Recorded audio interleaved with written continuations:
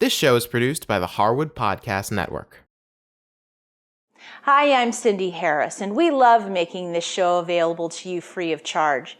If you'd like to help us keep it that way, make a contribution to our Karma Jar or become a show sponsor. To learn more, visit our website.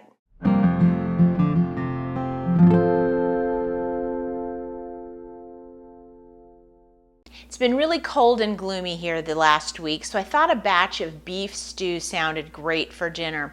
I've been making this one for my guys for years. Very simple ingredients, just lean cubes of beef with lots and lots of fresh vegetables. It makes for a really hearty and flavorful stew.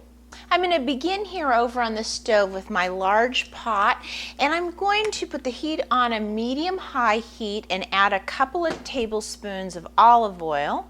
And then I have about 2 pounds of stew meat, and these are cut in about 1-inch cubes. I'm going to add that to the pot and start browning them off.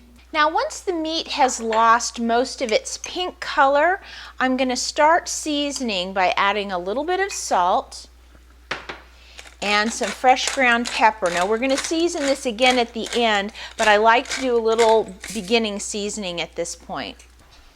I'm going to stir that salt and pepper in. I'm going to take 1 large onion, chop into a medium chop. 2 bay leaves that I've picked off the bay tree. 8 cups of beef broth. And 2 tablespoons of Worcestershire sauce. This gives incredible flavor to this stew. I'm going to stir that in, turn the heat up to high, and put the lid on because I want to bring this to a boil. Now while I'm getting the meat and broth up to boil, I'm going to start getting my vegetables ready. So before I start, let me show you what we're going to be using. I've got 3 nice stalks of celery, a couple of turnips, some carrots. I'm going to use about 4 carrots, and then 2 large russet potatoes. Now, once the stew has come to a boil, it's time to turn the heat down to medium-low. Again, I'm going to keep the lid on it, but I'm going to leave it just ajar, and I'm going to let this simmer for about 1.5 hours, and that's really going to make that meat nice and tender. Now while the meat is simmering, I'm going to go ahead and get the vegetables ready. I'm going to start with my celery. I'm going to take the ends off and the tops. I don't need that in the recipe. And then normally I split the celery, but I'm actually going to take it and turn them face down like this so that they don't roll on me. And I'm just going to cut them from the rib down. If you cut it this way, many times there's strings. So if you cut it this way, you cut right through the rib and you get a nice little piece like that. And then I'm going to place the celery in a bowl. And then I've got my carrots, and I've gone ahead and peeled them. I'm also going to take the tops and the bottoms off of them. And then again, I'm going to cut these just into some little circles. And that'll go in the bowl with my celery.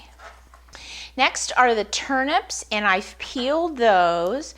Now for these, we do want to cut the tops off, which is handy because then that makes a nice flat bottom that we can place the turnip on. And I'm going to cut it into some circles like this. And then each circle I will cut in half and then run a dice through it. So for these, I'm actually going to stack 2 circles on top of each other, and then I'll run my knife through. Makes kind of a medium-sized chop. And the turnips will go in as well. The thing that's great about these vegetables is they're all really dense root vegetables for the most part. And they take a little bit of time to cook, like 20-25 minutes. And with them being about the same size, some won't get overcooked and some undercooked. They'll all turn out really nicely. And then the last vegetable I have here to chop up is my potatoes, and I've gone ahead and peeled them.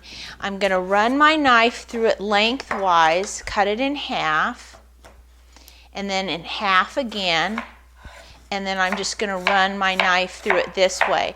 I want these to be a little bit bigger pieces than the turnip because I want you to be able to see the difference. So this is a nice size for the potato. You know, a beef stew is really quite an art form. You can use whatever kind of vegetables you like in whatever amounts you like. Today I'm giving you sort of the basic one that I make, but if your family, for example, really likes carrots, I would add a lot more carrots. Sometimes I'm in more of a celery mood and I'll add a few extra stalks of celery. If I've got some fresh green beans on hand, I may add those in.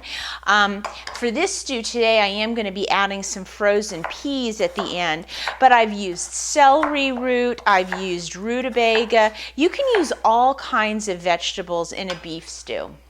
Now, after about an hour and a half, you're going to see that the meat is getting nice and cooked. But it's time to get our vegetables in, and this is why I have them all in this big bowl. Then I can just dump them right in. Give it a stir.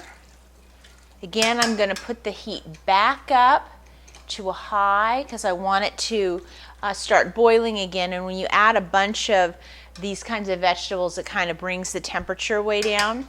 So I'll put the lid on and bring that to a boil.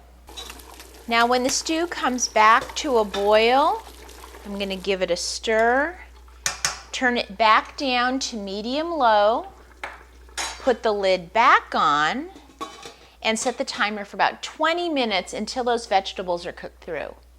And now I'm going to put in about 2 cups of frozen peas, and I'm going to stir that in, and then I want to bring that back up to a boil. Now it shouldn't take too long, but sometimes the frozen peas does cool the stew down just a little bit, but we do need it to come back up to a boil, because now we're going to thicken our stew with a cornstarch slurry. So in a small bowl, I'm going to put in 2 heaping teaspoons of cornstarch, and I'm going to then add about 2 tablespoons of cold water. I'm going to stir that until it's nice and dissolved. And then while the stew is bubbling, I'm going to pour that slurry right in and give it a stir. Now the way cornstarch works is it doesn't start to thicken until your mixture you've put it in starts to boil. So as you can see, ours is boiling away nicely.